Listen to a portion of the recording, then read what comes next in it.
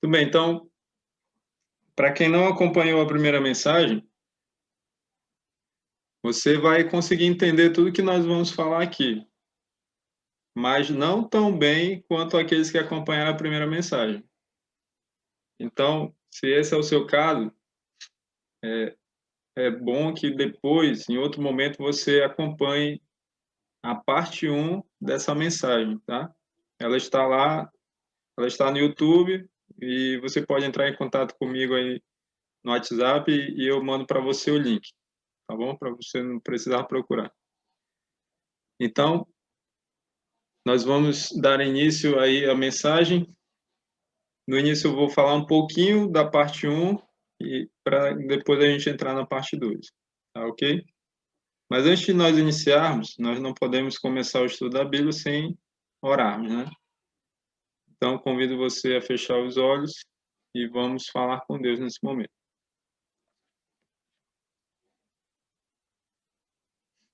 Oremos.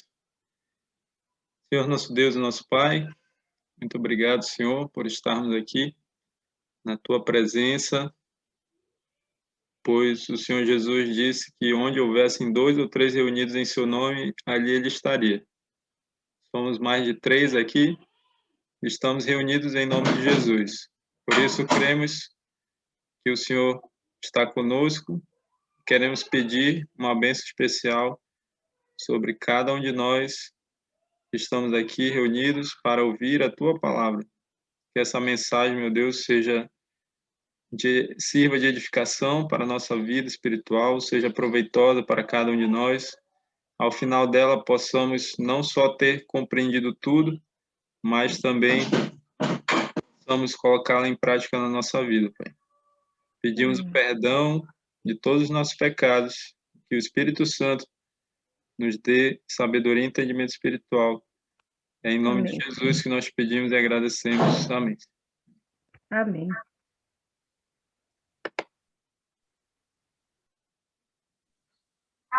Amém.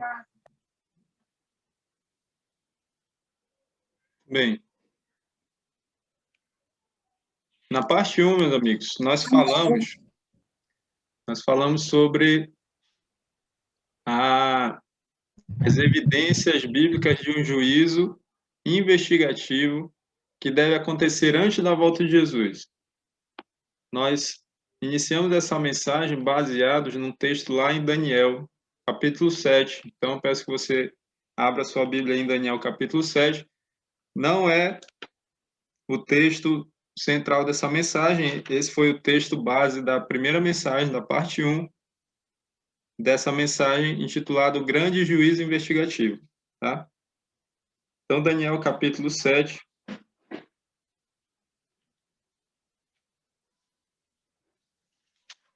Os versos 9 e 10.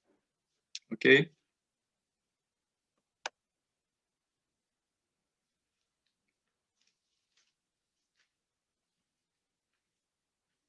Se alguém quiser participar fazendo a leitura dos textos, fique à vontade, tá? Só me avise aí, porque senão eu vou ler aqui para a gente ganhar tempo, tá bom? Mas se alguém quiser ler, pode ficar à vontade, é só ligar. Oi? Posso ler aqui. Ok, pode ler, assim, Daniel 7, versos 9 e 10. Tá? Continuei olhando até que foram postos uns tronos, e o ancião de dias se assentou. Sua veste era branca como a neve, e os cabelos da cabeça como a pura lã. O seu trono eram chamas de fogo, e suas rodas eram fogo ardente. Um rio de fogo manava e saía de diante dele. Milhares de milhares o serviam, e miríades de miríades estavam diante dele. Assentou-se o tribunal e se abriram os livros. Ok, obrigado, Liciane. Então, de acordo com esse texto aqui, nós vimos que a Bíblia, ela fala da existência de um juízo e, como vocês podem ver na parte 1 dessa mensagem, esse juízo deve acontecer antes da volta de Jesus, tá? Aqui nós podemos ver rapidamente quem é o juiz nesse julgamento, né? O ancião de dias, esse é Deus o Pai. mas também a Bíblia diz que Jesus, o Deus Filho, participa desse julgamento também, tá? Tem as testemunhas também aqui, fala de milhares e miríades de miríades que estavam diante do Ancião de Dias. Esses são os anjos. Os anjos são as testemunhas desse juízo, desse julgamento. No final do verso 10 diz: assentou-se o tribunal e se abriram os livros. E aí nós falamos que Deus se utiliza, né, de livros, de registros para julgar. E aí nós falamos de alguns livros aqui, como o livro da vida, o livro memorial e o livro dos pecados. Ok? Tudo isso você vai ver na primeira parte dessa mensagem. Então, sabendo disso, nós vamos continuar agora, e agora nós vamos ver o texto base dessa mensagem de hoje. Está lá em 2 Coríntios, capítulo 5, verso 10.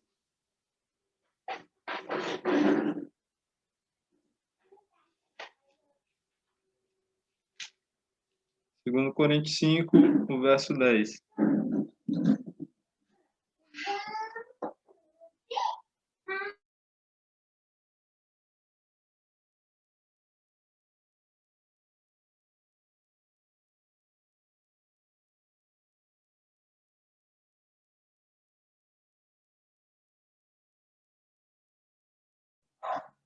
Ok, meus amigos, encontraram? Como ninguém se manifestou, então eu vou ler.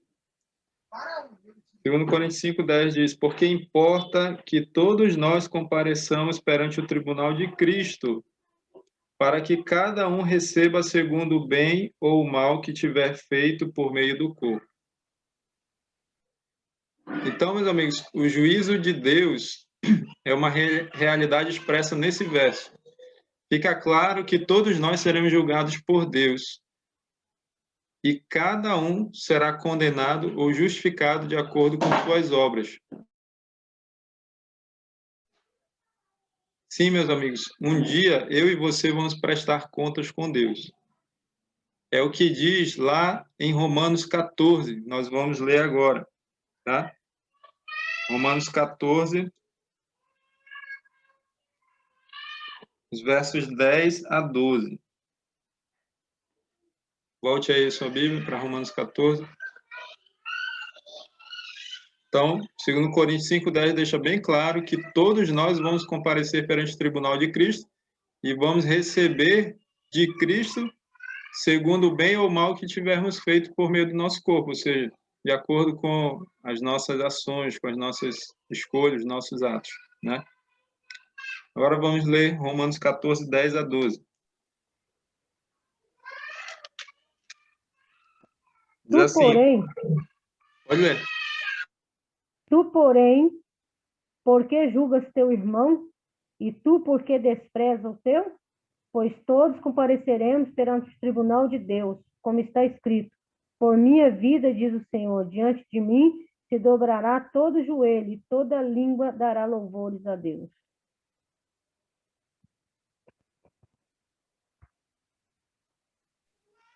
E o verso 12.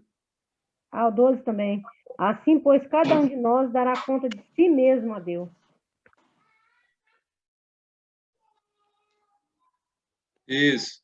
Obrigado. Então, meus amigos,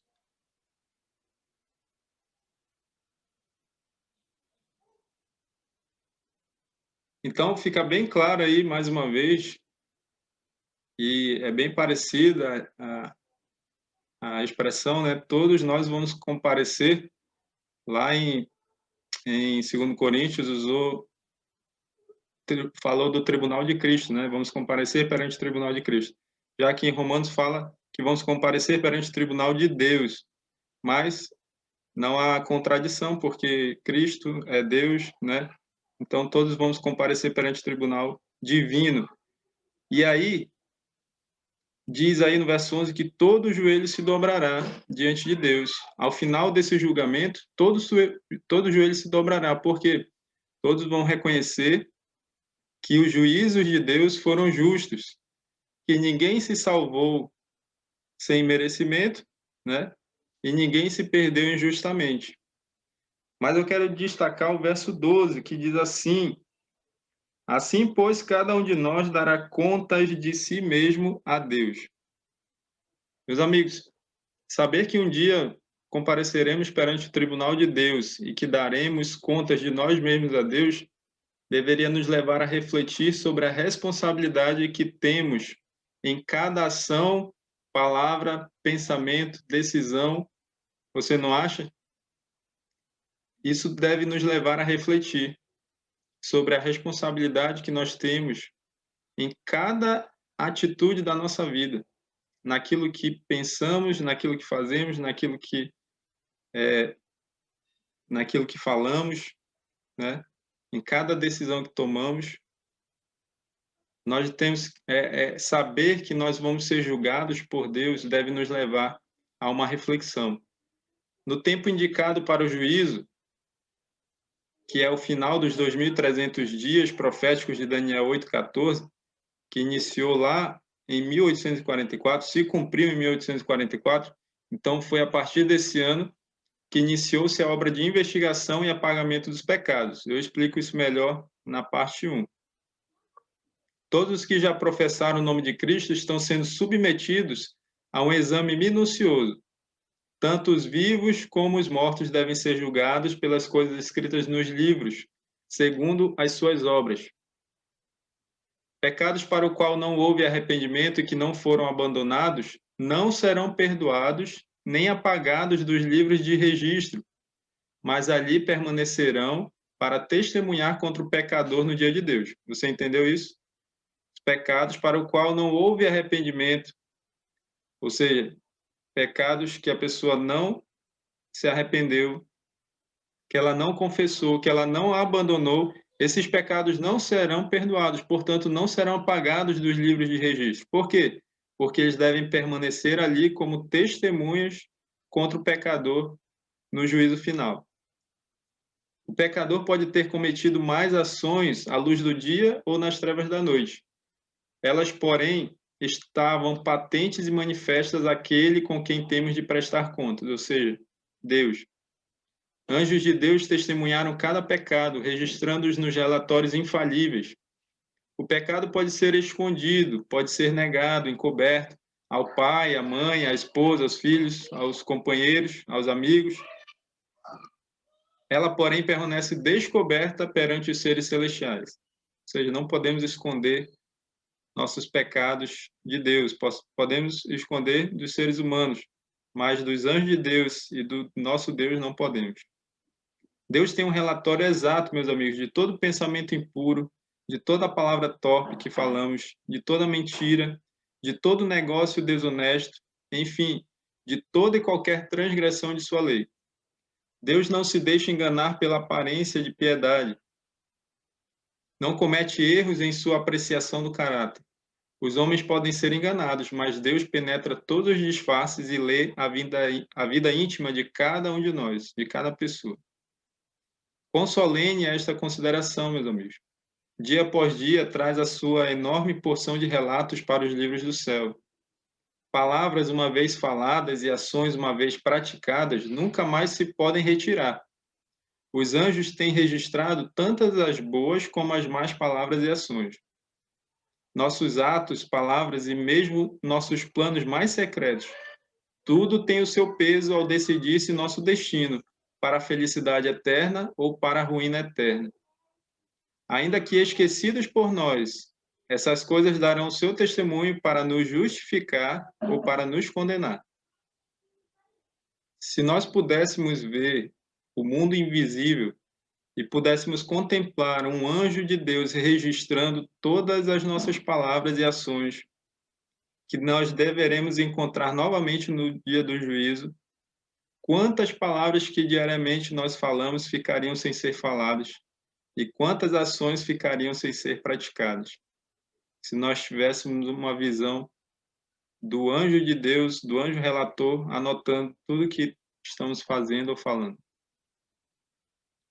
O egoísmo humano, que por muitas vezes fica oculto, né, fica escondido, para Deus não, ele fica registrado ali nos livros do céu. Existe o relato de deveres não cumpridos para com os semelhantes, relatos do esquecimento dos mandamentos do Salvador.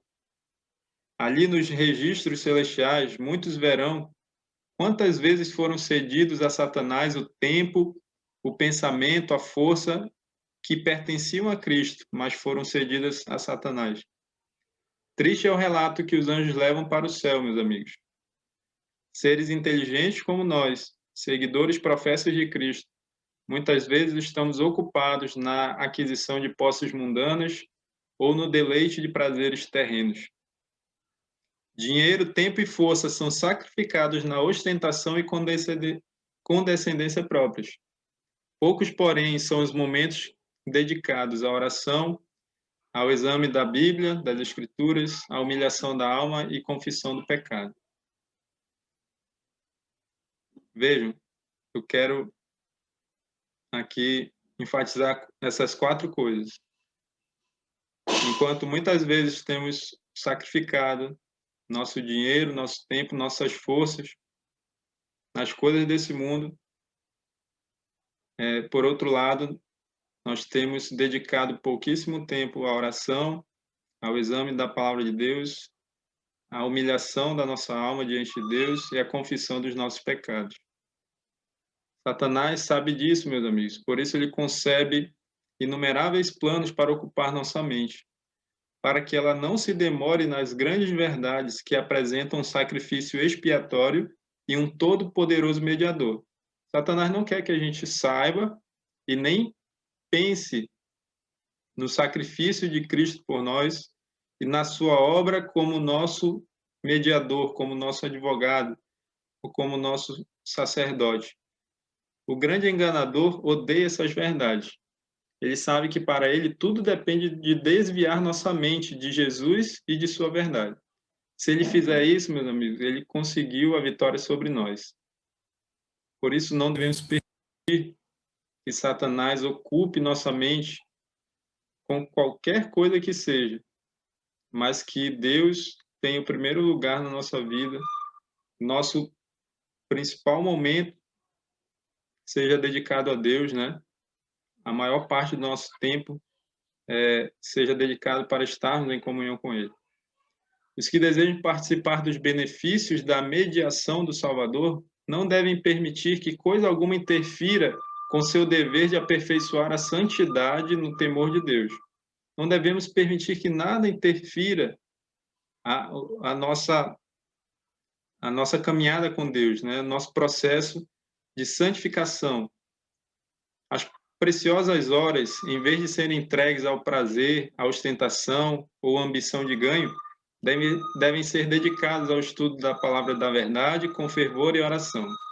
Imagina, meus amigos, quanto tempo nós perdemos, né, com as coisas desse mundo, que poderíamos estar dedicando ao estudo da Bíblia, né, com fervor e oração. Ontem lá no trabalho, um amigo estava falando de um filme que saiu agora recentemente, da Liga da Justiça, e esse filme tem 4 horas de duração. Imagina você se colocar na frente de uma tela e passar 4 horas da sua vida vendo um filme que não vai acrescentar nada à sua vida, e ainda no meio desse filme contém várias doutrinas do inimigo, né? Vários ensinamentos do inimigo. Então, esse tempo, ele não volta mais, né? Então, nós não podemos nos dar ao luxo agora, meus amigos, no tempo que nós estamos vivendo, de perder tempo assim. Pelo contrário, a Bíblia diz que nós temos que remir o tempo, temos que resgatar o tempo, recuperar o tempo perdido. E esse tempo deve ser dedicado à oração, ao estudo da Bíblia, à humilhação, à confissão dos pecados. O assunto do santuário e do juízo de investigação deve ser claramente, meus amigos, compreendido pelo povo de Deus, pois o santuário no céu é o próprio centro da obra de Cristo em favor dos homens. E interessante que pouquíssimas igrejas pregam, ensinam sobre o santuário, sendo que ele é o centro da obra de Cristo em nosso favor. Então, se isso não é falado na sua igreja, ou mesmo se é falado, você precisa pesquisar, você precisa estudar a respeito disso, sobre o santuário celestial, o santuário terrestre, né, que é o que nos ajuda a entender o santuário celestial, sobre o juízo investigativo, tá? O santuário celestial, meus amigos, diz respeito a toda alma que vive sobre a terra. Ele nos revela o plano da salvação. Por isso é da máxima importância que todos nós possamos investigar cuidadosamente estes assuntos, possamos dar resposta a qualquer pessoa que nos pedir a razão da nossa fé. Todos necessitam para si mesmos de conhecimento sobre a posição e obra do nosso grande sumo sacerdote. Todos nós precisamos conhecer por nós mesmos a obra de Jesus como nosso sumo sacerdote. Cada indivíduo tem uma alma a salvar ou uma alma a perder. Cada qual tem um caso pendente no tribunal de Deus. Cada um há de defrontar face a face o grande juiz. Por isso, meus amigos, é tão importante que todos nós possamos contemplar, muitas vezes, a cena solene em que o juízo se assentará, os livros se abrirão e cada pessoa irá prestar contas com Deus. É muito importante que nós possamos contemplar muitas vezes essa cena do juízo, né, do julgamento. Nós, perante Deus, sendo julgados. A intercessão de Cristo no santuário celestial, em prol do homem, é tão essencial ao plano da salvação como foi a sua morte sobre a cruz. Ou seja, a obra de Jesus no santuário celestial, após a sua primeira vinda à terra, após a sua morte e ressurreição, ela é a continuação do plano da salvação. E ela é tão essencial quanto a própria morte de Jesus. Tá? Ou seja, se Jesus tivesse apenas morrido e ressuscitado, e não tivesse subido ao céu e se tornado nosso advogado, nós não poderíamos ser salvos.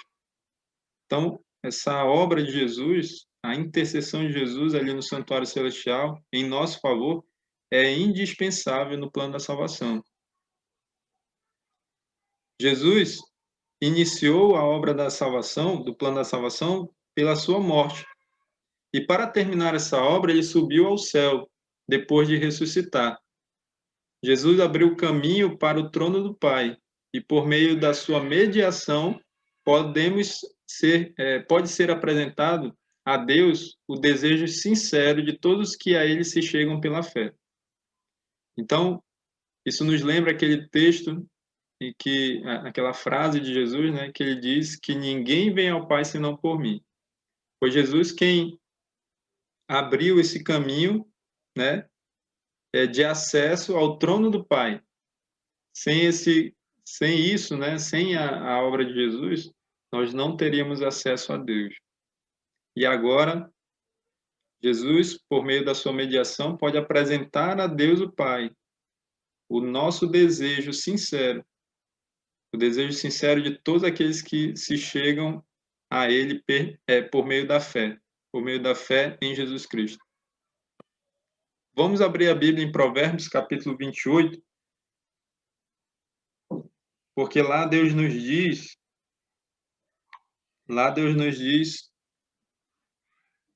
o segredo para alcançarmos a misericórdia de Deus nesse julgamento. Provérbios 28, verso 13.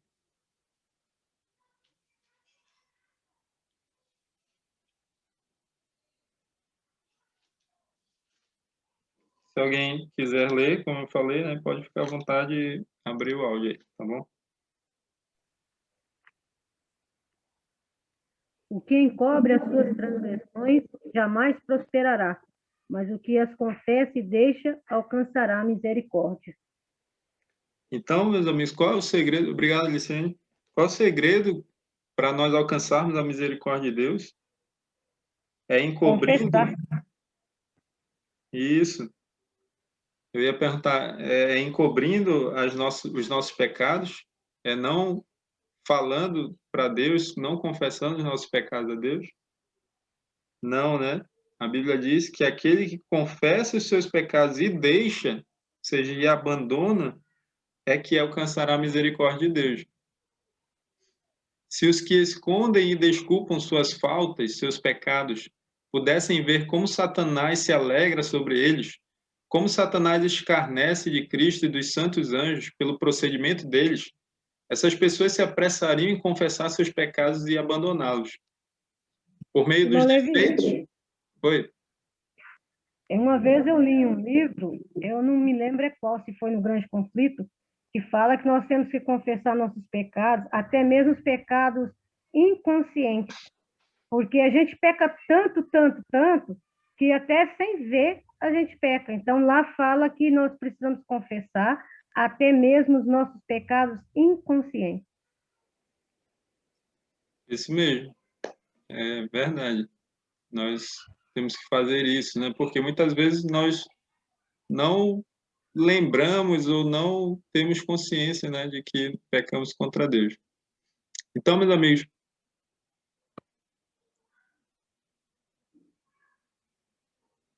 como eu estava dizendo, se nós pudéssemos ver, né, como Satanás se alegra quando nós escondemos e desculpamos nossos pecados, nós rapidamente confessaríamos nossos pecados a Deus e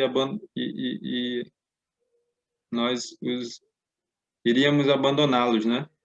Por meio dos defeitos do caráter, Satanás trabalha para obter o domínio da mente toda. E ele sabe que se esses nossos defeitos forem acariciados por nós, ele será bem-sucedido e ele vai nos vencer. Foi isso que aconteceu com Judas, por exemplo. Por causa de um pecado, um único pecado acariciado. Foi o pecado do amor ao dinheiro, né? Satanás venceu Judas. E Judas foi o único dos 12 apóstolos que morreu perdido. Por isso, meus amigos, Satanás está constantemente procurando enganar os seguidores de Cristo com o seu fatal sofisma, o seu grande engano de que é impossível vencê-lo. E isso é uma grande mentira do inimigo. É possível sim vencer Satanás e Jesus já venceu por nós e pela graça de Jesus e por meio da nossa fé no Senhor Jesus Cristo nós podemos vencê-lo também. Então, continuando,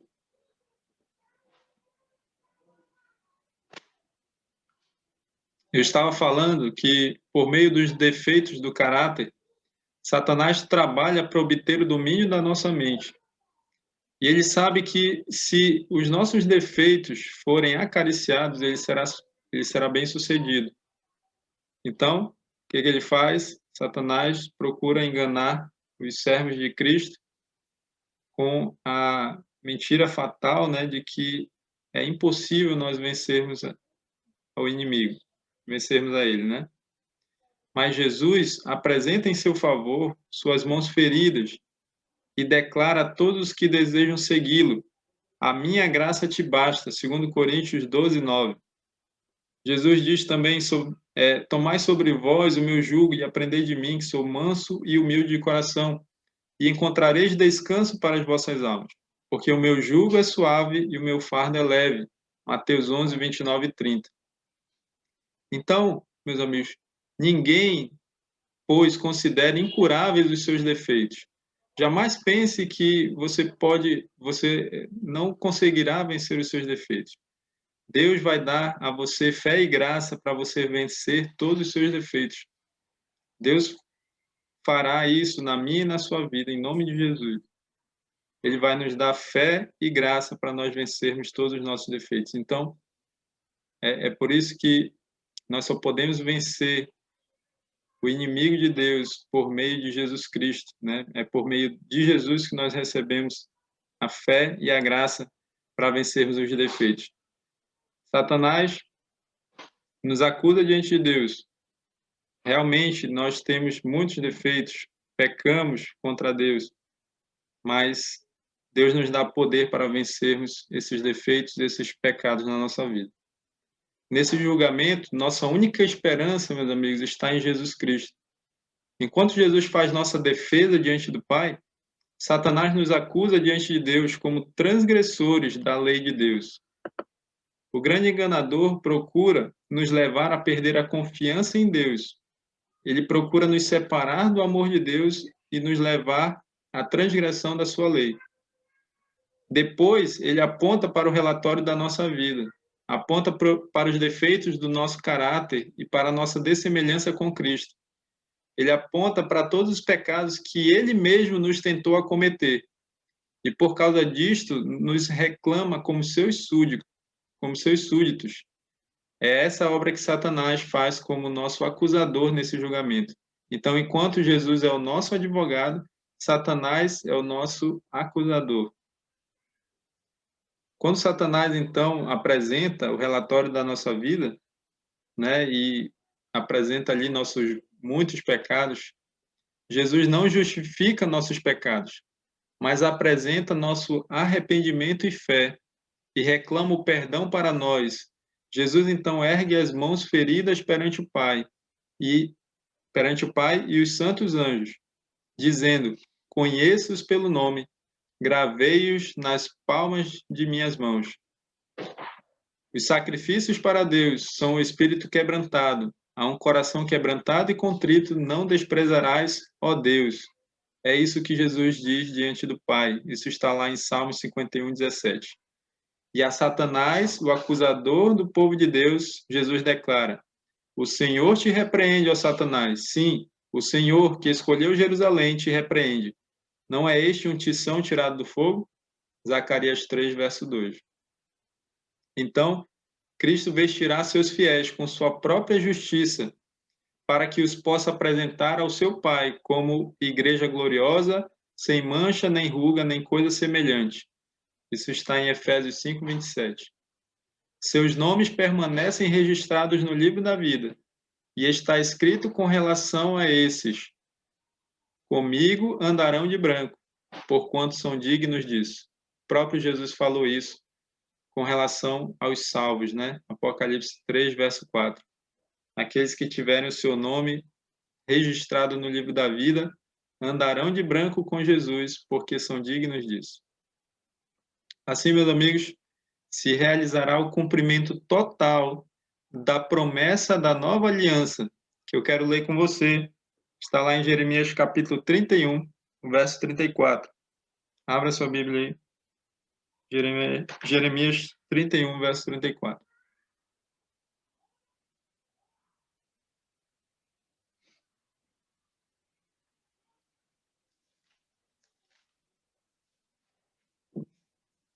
Então vamos ver o cumprimento total da promessa da nova aliança feita por Deus.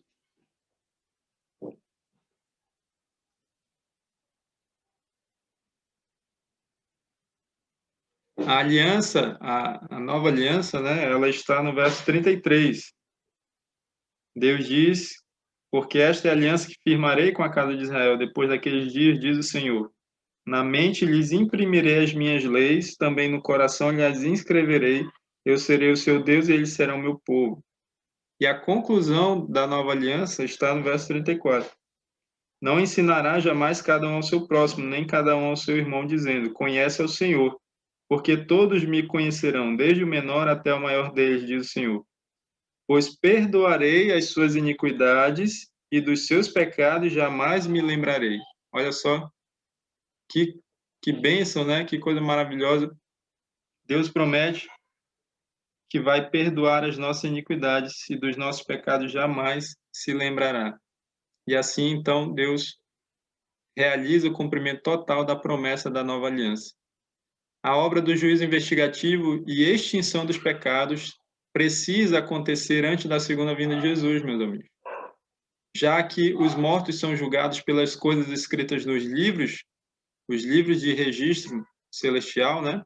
É impossível que os pecados dos homens sejam cancelados antes de concluído o juízo. E nesse juízo, cada caso deve ser investigado. Então, para que os pecados sejam cancelados, é preciso que esse juízo aconteça, e ele precisa acontecer antes da vinda de Jesus. Quando se encerrar o juízo de investigação, Jesus virá, e seu galardão, sua recompensa, né, estará com ele para dar a cada um segundo a sua obra, segundo as suas obras. No dia da expiação, e aí se você quiser ver como acontecia o dia da expiação No santuário terrestre, você lê Levítico 16, tá? Depois você pega aí sua Bíblia, você lê Levítico 16.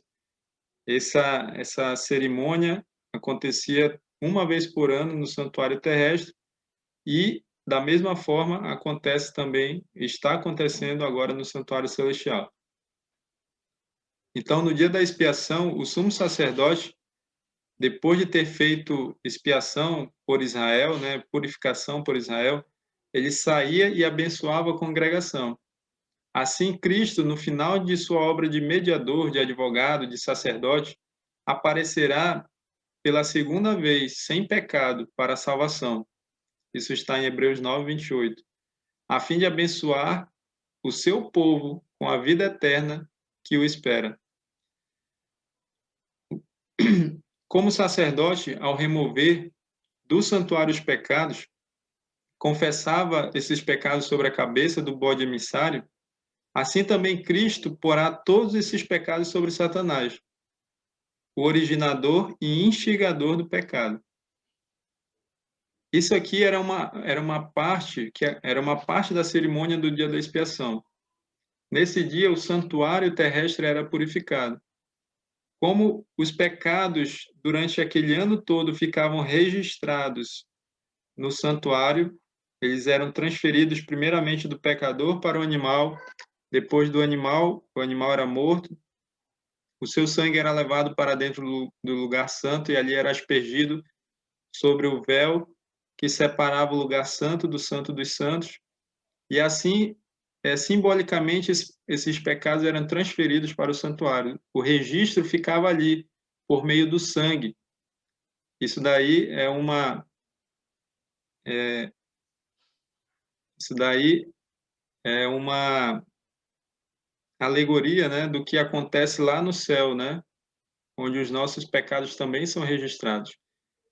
E aí, o sumo sacerdote tomava um bode que era levado pelo povo, confessava todos os pecados cometidos durante aquele ano sobre a cabeça do bode, o bode emissário, né? E depois esse bode emissário era levado para o deserto. E ele ia carregando os pecados do povo de Israel, cometidos durante todo aquele ano. Assim também, meus amigos, Satanás vai levar a culpa de todos os pecados que ele induziu o povo de Deus a cometer. E ele vai estar durante 1000 anos limitado a essa terra, que se achará desolada, sem moradores, e ele sofrerá finalmente a pena completa do pecado no lago de fogo e enxofre que destruirá todos os ímpios. E é assim que o grande plano da salvação atingirá seu cumprimento final, na destruição final do pecado e no livramento de todos os que renunciaram ao mal. Então, assim como o bode emissário era levado ao deserto carregando os pecados do povo de Deus, Satanás também vai carregar os pecados do povo de Deus durante 1000 anos, e esses 1000 anos contam a partir da segunda vinda de Cristo a essa terra. Vivemos hoje, meus amigos, no grande dia da expiação. Esse grande dia da expiação começou lá em 1844, quando a profecia de Daniel 8,14 se cumpriu. E ele continua até hoje, porque Jesus iniciou o julgamento, começando dos mortos, passando geração após geração, começando lá com Adão e Eva. E aí ele continua julgando até chegar aos vivos. No cerimonial lá do dia da expiação, enquanto o sumo sacerdote fazia expiação por Israel, exigia-se de todos do povo, né, que afligissem a alma pelo arrependimento do pecado e pela humilhação perante o Senhor, para que não acontecesse deles serem expulsos do meio do povo. De igual modo, todos nós que estamos vivendo hoje no grande dia da expiação, todos nós que desejamos que o nosso nome seja conservado no livro da vida, devemos agora, nos poucos dias de graça que nos restam, afligir a alma diante de Deus, nos humilharmos diante de Deus, em tristeza pelo pecado e em arrependimento verdadeiro. Deve haver, da nossa parte, um exame de coração profundo e fiel. O espírito leviano e frívolo, alimentado por tantos cristãos professos, deve ser deixado. Há uma luta intensa, meus amigos, diante de todos os que desejam subjugar suas más tendências. A obra de preparação é uma obra individual. Não somos salvos em grupos. A pureza e devoção de um não suprirá a falta dessas qualidades em outro. Embora todas as nações devam passar em juízo perante Deus, Deus vai examinar o caso de cada indivíduo individualmente, né? Com um exame tão íntimo e penetrante como se não houvesse outro ser humano na Terra. Cada um de nós deve ser provado e achado sem mancha ou ruga ou coisa semelhante. Meus amigos, solenes são as cenas ligadas à obra final da expiação. O juízo que está se realizando agora no Santuário Celestial foi iniciado há muitos anos atrás, ele está em andamento. Breve, e ninguém sabe o quão breve, Jesus passará dos mortos para os vivos, né? Ele vai terminar de julgar os mortos e passará aos casos dos vivos. Na santa presença de Deus, nossa vida deve passar por exame. Atualmente, mais do que em qualquer outro tempo, é importante que toda alma tenda ao conselho do nosso Salvador. Vigiai e orai, porque não sabeis quando chegará o tempo. Marcos 13, 33. E também Jesus disse, se não vigiares, virei a ti como um ladrão, e não saberás a que hora sobre ti virei. Apocalipse 3, 3. Quando se encerrar a obra do juízo de investigação, meus amigos, o juízo de todo ser humano terá sido decidido, ou para a vida ou para a morte eterna. O tempo da graça finaliza pouco antes do aparecimento do Senhor nas nuvens do céu. Cristo, no Apocalipse, prevendo esse tempo, né, declara o seguinte, Apocalipse 22, versos 11 e 12. Se você quiser, pode procurar aí na sua Bíblia. Olhando para esse tempo, Jesus declarou o seguinte: continue o injusto fazendo injustiça, continue o imundo ainda sendo imundo, o justo continue na prática da justiça, e o santo continue a santificar-se. E eis que venho sem demora, e comigo está o galardão que tenho para retribuir a cada um segundo as suas obras. Isso quer dizer que depois que terminar esse julgamento, Jesus encerrar a sua obra como nosso mediador, como nosso advogado, como nosso intercessor, a oportunidade de salvação terá terminado para todo ser humano. Quem é injusto continuará injusto. Quem é sujo continuará sujo. Quem estiver perdido continuará perdido. Não haverá mais oportunidade de salvação. Quem for justo continuará sendo justo. Quem for santo continuará sendo santo. E logo depois Jesus voltará para dar a recompensa, o galardão, a cada um segundo a sua obra. Os justos e os ímpios estarão ainda a viver sobre a terra em seu estado mortal. Estarão os homens a plantar, a construir, comer e beber, continuarão vivendo normalmente depois que Jesus terminar a sua obra como juiz, né? Quando Jesus terminar de julgar todo ser humano. As pessoas continuarão vivendo normalmente, mas todas inconscientes de que a decisão final foi pronunciada no santuário celestial. Assim como aconteceu antes do dilúvio, depois que Noé entrou na arca, Deus fechou a arca, os ímpios ficaram do lado de fora, mas não choveu durante 7 dias. E durante esses 7 dias, o povo, não sabendo que o seu destino se achava determinado, que eles estavam condenados à morte, né? Eles continuaram em sua vida de impiedade, né? de amor aos prazeres mundanos, e eles ficaram zombando das advertências sobre o juízo que estava sobre eles, né? Aquele juízo iminente. E Jesus disse lá em Mateus 24, 39, assim será também a vinda do Filho do Homem. Ou seja, as pessoas estarão vivendo normalmente a sua vida, sem saber que a oportunidade de salvação já encerrou para elas. Silenciosamente, despercebida como ladrão à meia-noite, Jesus virá Desculpa, Jesus voltará a essa terra, né? Mas antes virá a hora decisiva que determina o destino de cada homem. E então, após Jesus ter terminado sua obra, estará terminada para sempre a oferta de misericórdia ao homem culpado. Eu quero terminar essa mensagem, meus amigos, lendo 2 textos com vocês. O primeiro está em Marcos 13. Abra sua Bíblia em Marcos 13.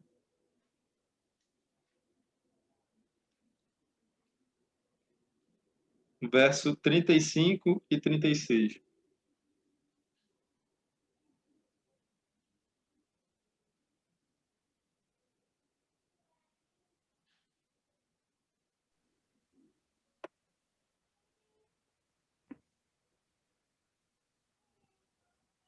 Diz o seguinte: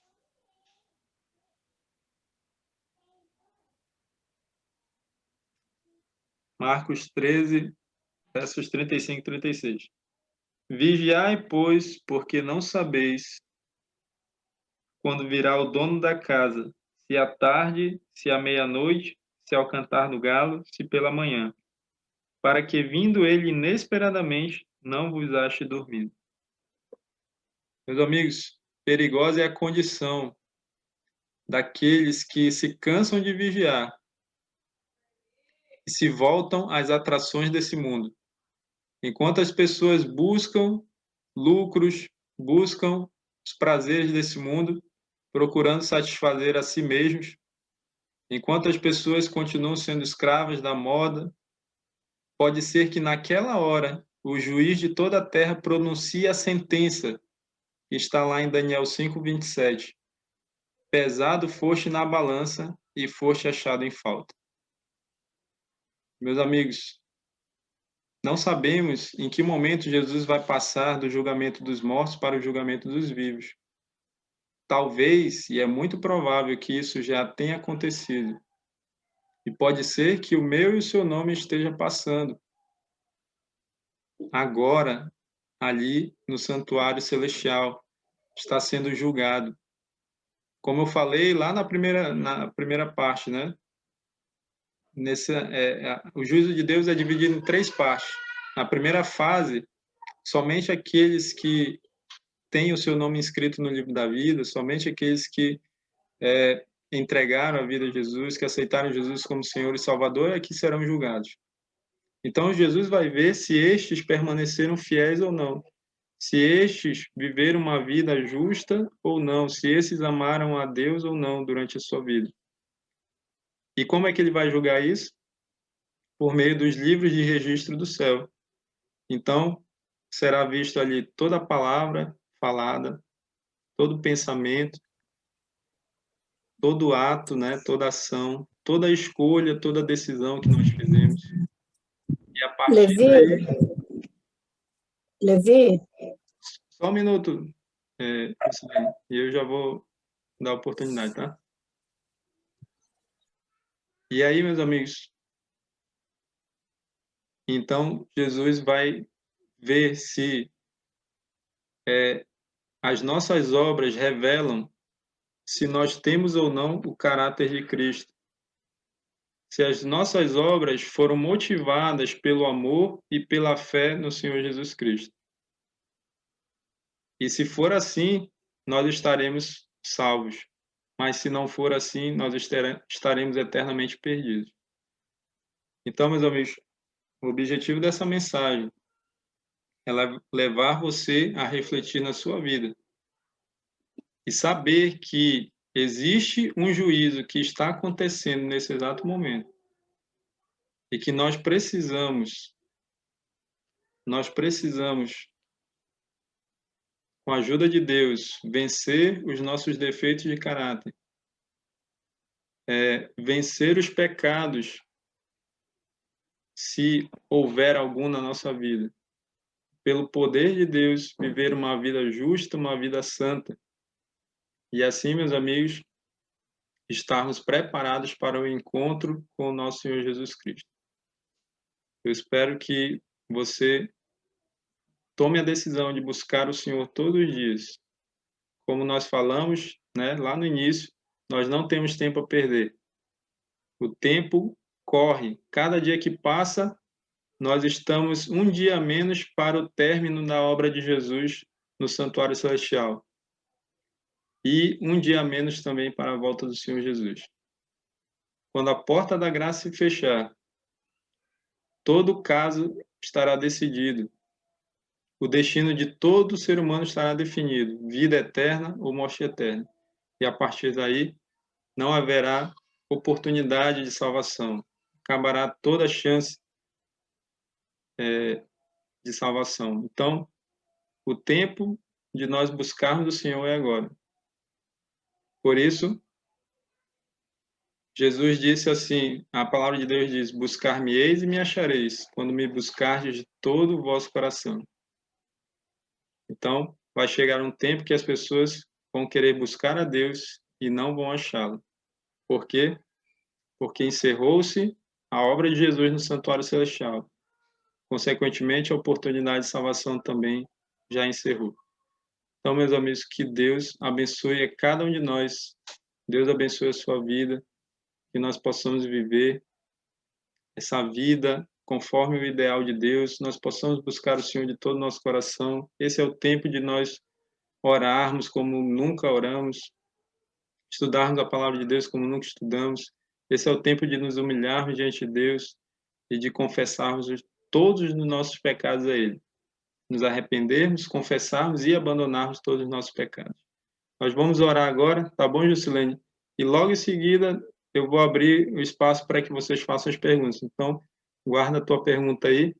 Então, nós vamos encerrar com a oração e depois, aqueles que quiserem, podem continuar, para que nós possamos conversar e tirar alguma dúvida que vocês tiverem, tá bom?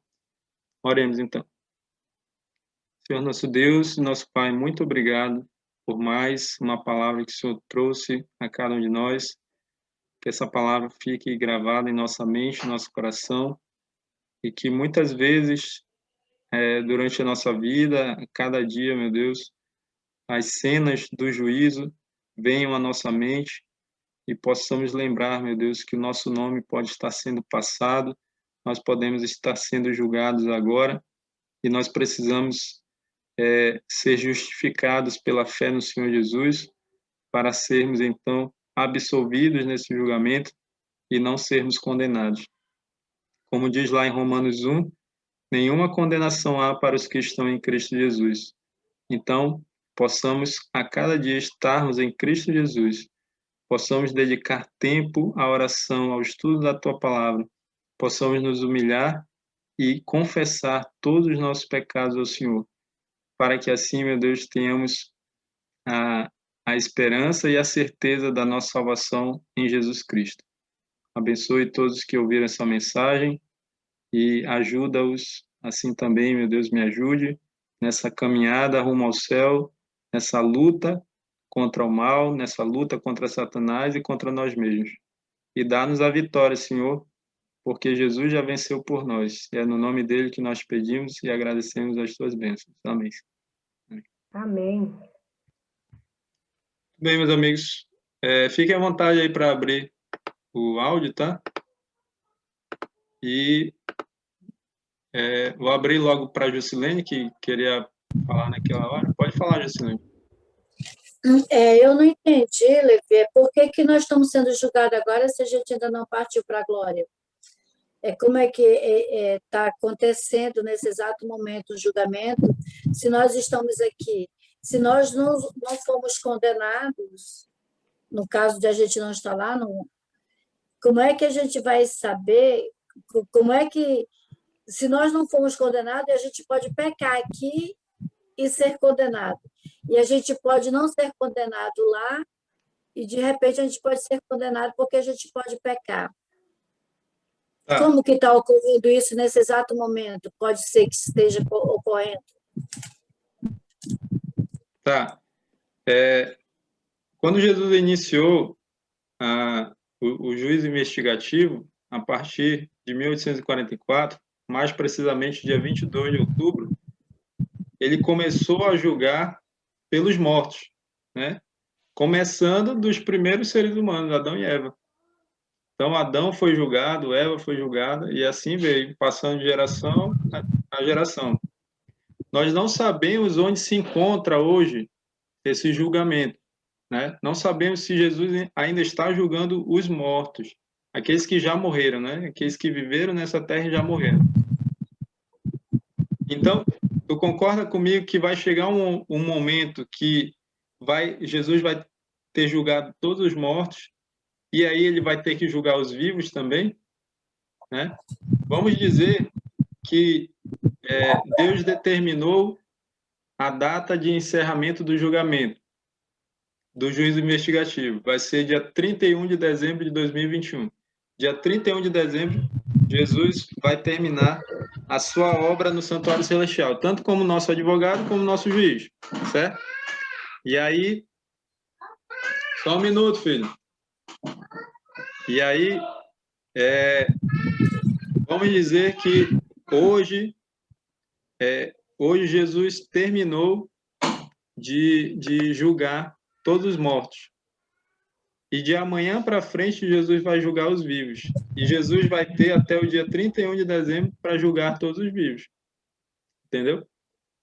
Chegou dia 31 de dezembro, Jesus encerrou, terminou esse julgamento, ele julgou todo ser humano, tanto os vivos como os mortos, lembrando que nem todos serão julgados na primeira fase, somente os que tiveram seu nome inscritos no livro da vida, tá? Então não são todas as pessoas que já viveram nesse mundo serão julgadas.